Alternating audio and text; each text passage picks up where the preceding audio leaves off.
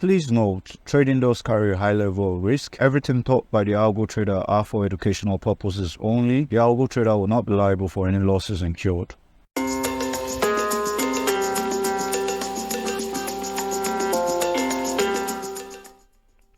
Hey guys, algo trader here. So quick one on how my day went today trading USDCAD. Currently we're on the 15 minutes time frame. And yeah, so quickly I would like to add on the session timing just because it helps me figure out where I am part time on the chart. So if I just move on to right around here, this would be probably 7:45 or probably close to 8 o'clock, 7:45, 7:30. 8 o'clock is when London opens for me. And yeah, at this point, I'll just show you my thought process and everything I was looking at going into today's trading. Yeah, so right around here, first thing I need to do when I come onto the chart is to mark up my zone. So for me to do that, this is some real quick source I intended to make a video for, but hope you get it on this one. So first thing I do is go to my 4-hour time frame, just because it's a higher. I'll make a video for this separately, but it just helps you mark up your zone a lot better, and there's no guesswork in doing that. So what I do is I look for the lowest low that is recently formed, and of it's created a new structural high. Yeah, so with that being said, at this point would be our zone. So working within these structural highs, let me just, yeah, so this is the range in which we are playing in. Yeah, so that marked out, that's 15 minutes structural high, sorry, swing high, my bad, and 15 minutes swing low. Yeah, with that being said, so we know, okay, where we're playing is within this range. If you would want to take it a step further, you could also add your Fibonacci and just, set everything up the way you would like it. And yeah, so right around here would have been, okay, our perfect setup. So yeah, so we know this is the discount point we want price to come in to get the best prices to run price up. So where would our preferred zones be? It will be right here.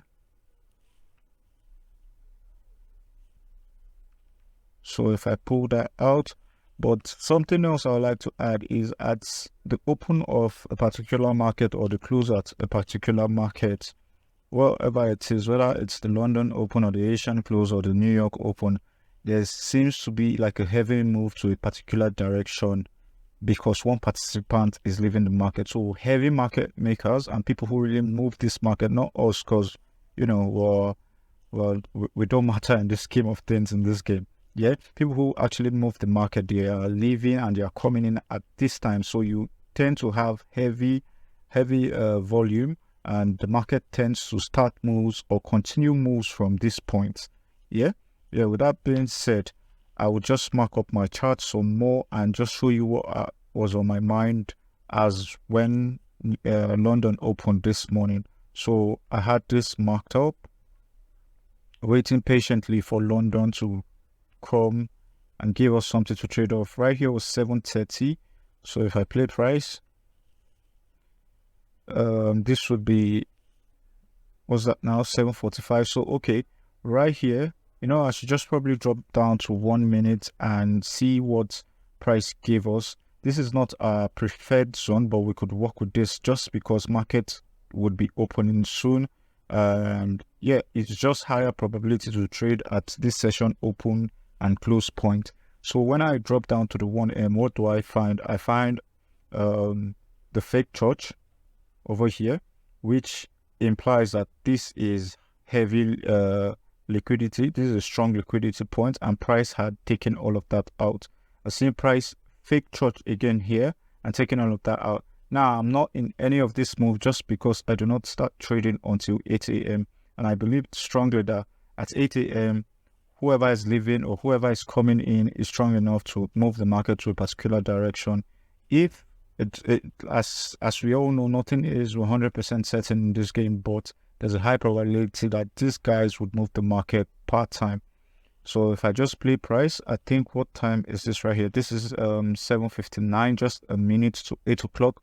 And if you see closely, we'll be waiting for this point to happen to change character for the market, because everything else is in alignment. We've gotten mitigation, we've gotten strong liquidation.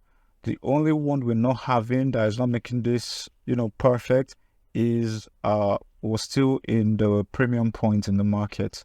Yeah. So with that being said, if I just play price, you see clearly that right here, price changed character. So, let me just zoom on that. So over here, price change character, and this was where I was interested in getting in from. If you know me, then you understand I have a fixed TP of 10R. I know some people have fixed TP of 5R. If that was you, then this first trade would have been good for you, because if I just play price, you see price run for a bit, doing probably around 6R. I personally ran up until 6R, then I was taken out. So I'll just put it under here, and just for measurement sakes. So right around 6R, then price just came back and messed me over. So yeah, personally I would have set like a break even, put trade on break even, because we're already up by a lot, but I did not, just because right here it looked like a good liquidity pool.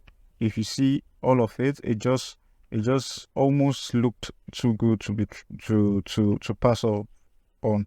So yeah, this was my thought process to leaving this trade on.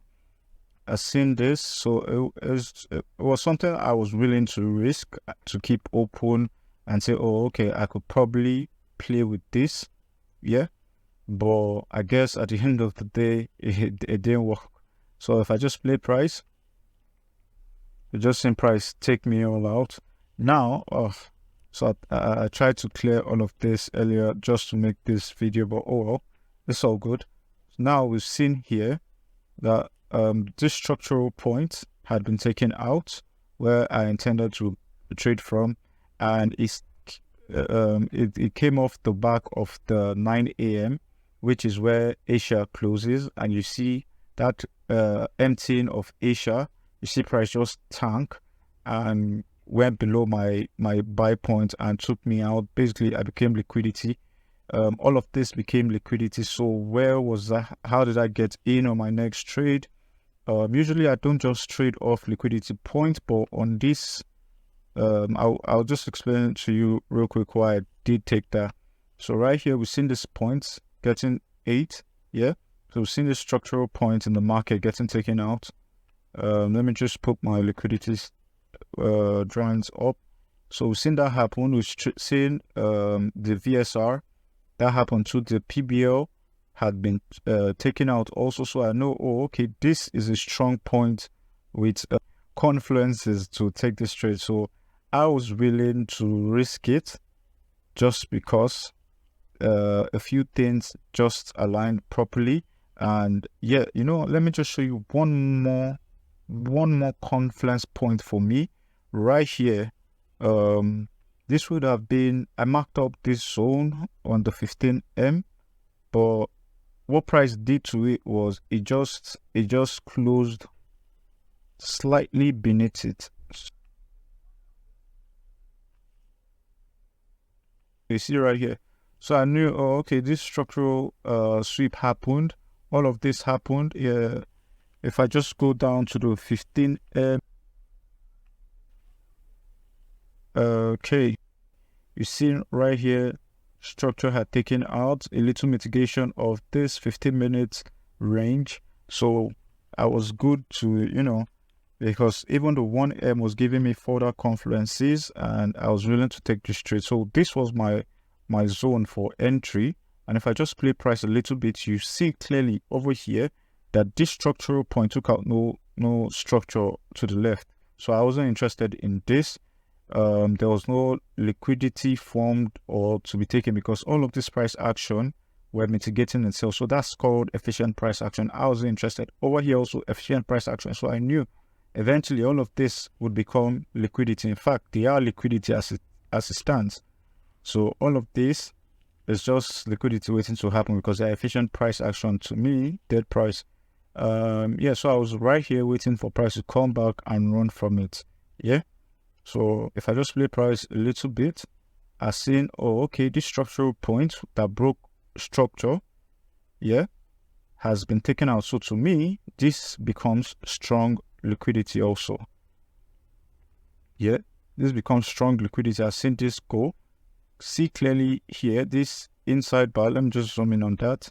This inside bar broke structural point, even if it's by a week, then maybe a candle body, but it did break structure. That liquidity had been taken out, and if I just play price, you see the break of structure, taking out this structural point in the market. Right here, I was willing to risk it though. I was willing, because it looked like a solid zone to me. And right here was where I set my second trade of the day for price to run off that. And if I just play price, oh, it probably didn't tag over here, but it did tag me on my MT4 just cause I think what happened here. So my spread was about 7 was about 7. So I just increased it to 1 pip just for ease of calculation, and yeah, I got tagged in on this. I think it missed it by a few pipet, like 1 pip bets or 2. I'm not sure about what that is now, but with that being said, let me just place this right here and just give you a little leverage to the downside just because of spread and everything to aid our calculations. So if I drag that up, we get, okay, let me just, all right, 10 point something, still fine. So if I play that, just seeing price run to TP. Okay. Now, seeing that happen, for me, this was the end of my day, but I'll just run it down to when London closed, just for, for the sake of this video. So if I go back to 15M,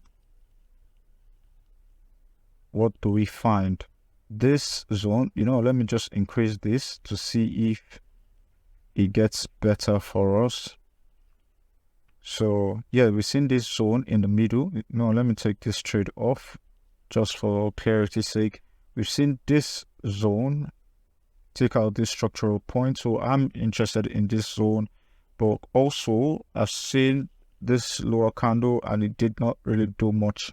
But you know what, I'll just mark the both of them out because I'm partly conservative, and yeah, I try to get in when it's available, and if it's looking good, I try to also make room for the trade if and when it does come. This zone is still very valid. This would have been like my most preferred area to trade from, but it is what it is. So I'll be waiting right here for the market to come back on me.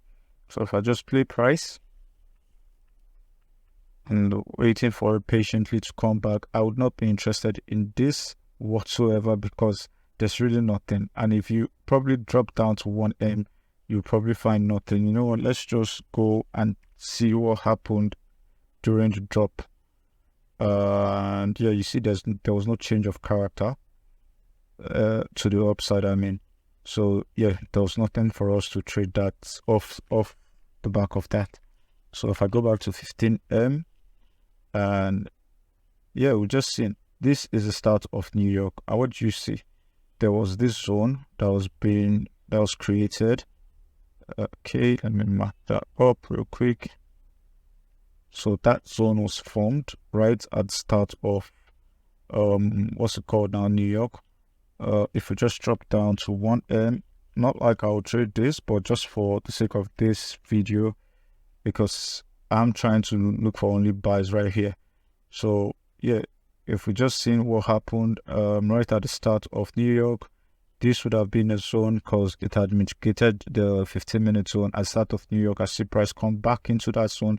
So I'll be keen to sell this market. So if I just play price and see what price does, and no, it takes us out, then gives us a new zone for us to sell from. So as soon as it took us out here, this structural point became strong liquidation for me. So right here, because as soon as you get like a change of character and that zone is taken out, that's a strong liquidation, because a lot of SMC money would have been used into that. Probably have break and retest boys also who have been taken out. So right here was a sweet spot. So strong liquidation, price broke above the structural point, changed character, mitigated this, and yeah, let's just see if price really ran off that. So if I just put it right here and just give it a little leverage to see if it will ride with us down to the bottom. So like I said, usually I have a fixed R of 10, but I doubt it does 10. Okay, let's just see. Yeah, let me just play price. And yeah, it just keeps going. It probably does 10 actually. Yeah, so yeah, that happened. So 10R was created there with just like little. So this would be my preferred zone. Apologies for this. This is my my Fibonacci just to get my premium and discount level. I just put that up just for cleanliness sake and basic housekeeping. So we've seen strong liquidation happen here. If you understand how price work, you know that this, let me just zoom in on that to give you some clarity. So you seen this indecision candle followed by a sweep below and above. So this price charged, then price took out all of that liquidity. So strong liquidation point, price broke lower, broke above. So this also would be a solid zone to try to get a trade from. So it matters on how you would want to market. You could choose to be conservative or not. It doesn't really matter. I think this trade also clearly was a winner. So yeah, if I just put in the measurement tool for this just to see what it ran out to be. Okay, my bad. So yeah, if I just pull that up, and right here was already 10R. Yeah, so this also was a winner, and this was what now? Around 3 p.m. So yeah, I think there was still a few of them just before the close of London. Personally, I wouldn't advise you to hold so much, except you have like a backlog of winners and you're not really bothered if they go and hit your stop loss. But I don't think anybody should trade like that, just cause sometimes it could mess with your emotions. Yeah, and this was the close of our day. Yeah, with that being said, I hope this helped you and hope to see you on the next one. Cheers guys, bye.